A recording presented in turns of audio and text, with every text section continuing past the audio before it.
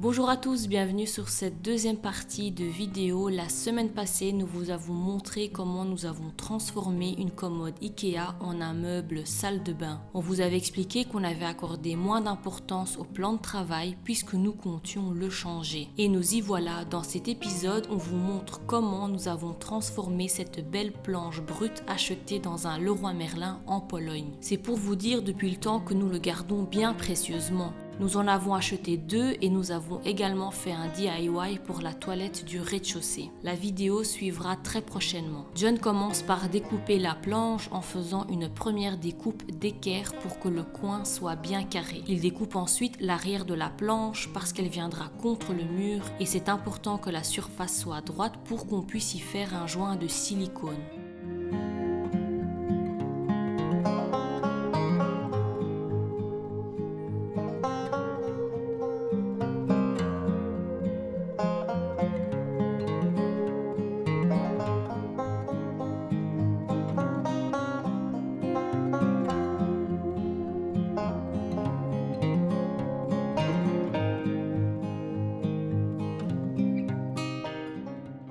En ayant bien pris mesure de la longueur de la planche souhaitée, John fait la dernière découpe. Notre planche est bien d'équerre, maintenant on va s'occuper d'une découpe un peu spéciale. John et moi nous trouvons que la surface du plan de travail du meuble actuel est un peu trop petite. Nous décidons pour le coup d'agrandir le futur plan de travail en mesurant jusqu'au mur où se trouve la fenêtre. Mais l'emplacement de la fenêtre nous empêche d'y installer un plan de travail carré. Alors John a imaginé une solution. Il va raccourcir la planche sur une certaine distance pour qu'il n'y ait plus d'obstacles devant la fenêtre. Ne vous inquiétez pas, vous comprendrez plus tard dans la vidéo ce que j'essaye de vous expliquer. John dessine le design à main levée et passe ensuite à la découpe avec une scie sauteuse.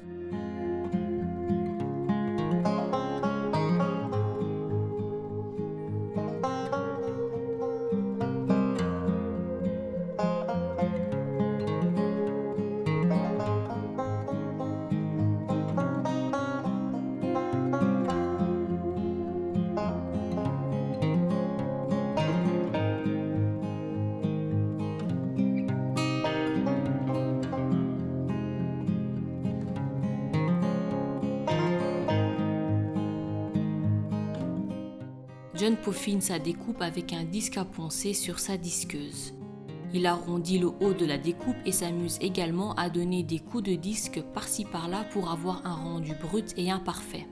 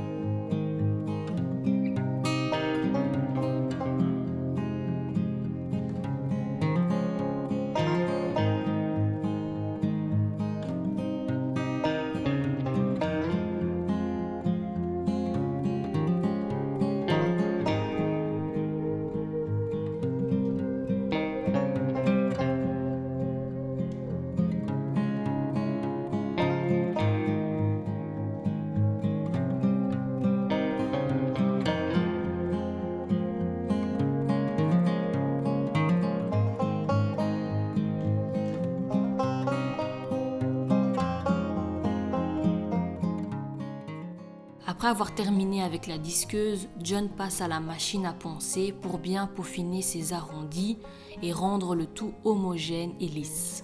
John utilise la disqueuse à nouveau pour adoucir le creux dans la planche. C'est un petit défaut qui, après le passage de John, rend finalement bien et accentue cet aspect brut de la planche.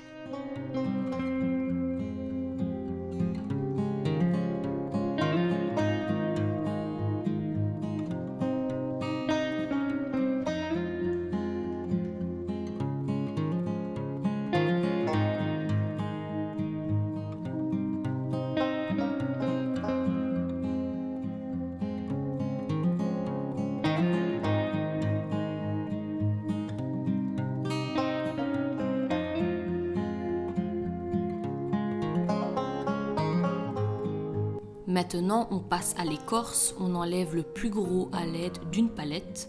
Il existe bien évidemment un outil conçu pour ça, ça s'appelle d'ailleurs un écorceur ou une plane. Mais quand on n'est pas menuisier, on peut toujours se débrouiller avec d'autres outils. Donner un petit coup de disqueuse sur la palette permet de l'aiguiser et ça facilite le travail. D'ailleurs, merci John de l'avoir fait à la fin.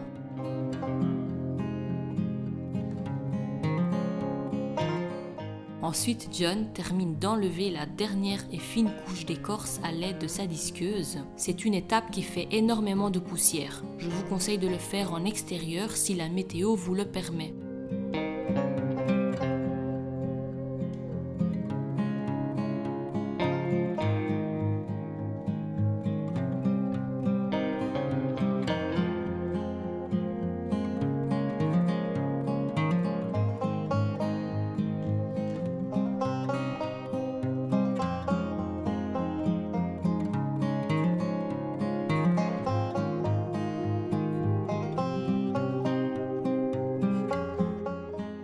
Et on termine par le ponçage de la planche dans son entièreté.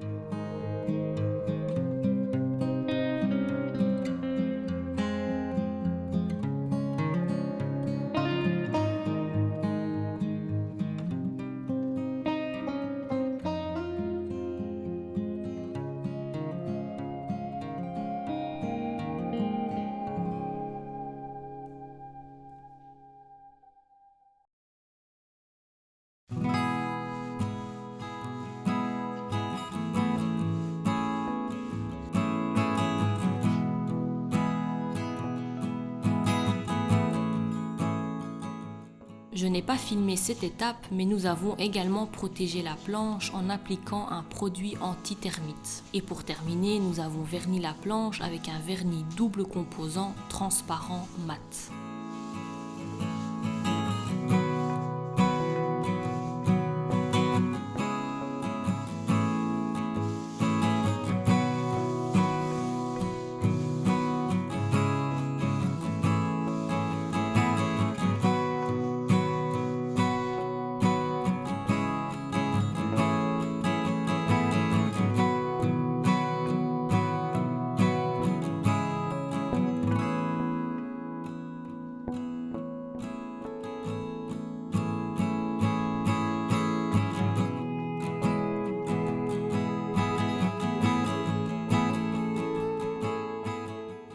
Voilà les amis, voici comment en quelques heures nous avons transformé cette planche brute en une planche tout simplement magnifique. C'est une planche qui peut rester telle qu'elle, mais pour notre projet nous devons encore faire les trous pour la vasque et le mitigeur.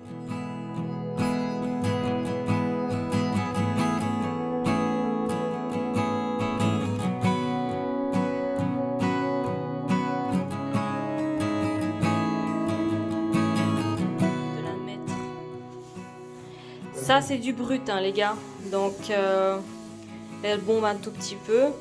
La question en fait c'est pour l'évier, je me demande si ça va aller. Du coup on est content de finalement changer la planche parce que l'évier, la position de l'évier et du robinet en fait ne nous plaisait pas trop. Le robinet en fait venait beaucoup trop au centre, donc on en profite qu'on change ceci pour pouvoir améliorer l'emplacement de ces deux choses là. Donc waouh, c'est super. Waouh. Là, je vois un silicone, je coule le long. Ouais.